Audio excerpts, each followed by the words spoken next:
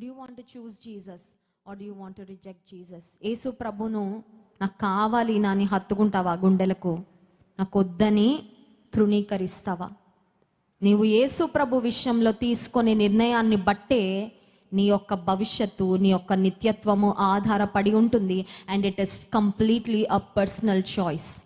యేసు ప్రభు కొరకు మనం తీసుకునే నిర్ణయము అదొక సామూహిక నిర్ణయం కాదండి. క్రైస్ట్ వర్షిప్ సెంటర్లో అందరం కలిసి తీసుకునే నిర్ణయం కాదు. It's a personal choice. ఒక కుటుంబం అంతా తీసుకునే నిర్ణయం కూడా కాదు. నువ్వు నీ ప్రభు కొరకు తీసుకునే ఒక వ్యక్తిగతమైన నిర్ణయం. It's a personal choice that you make.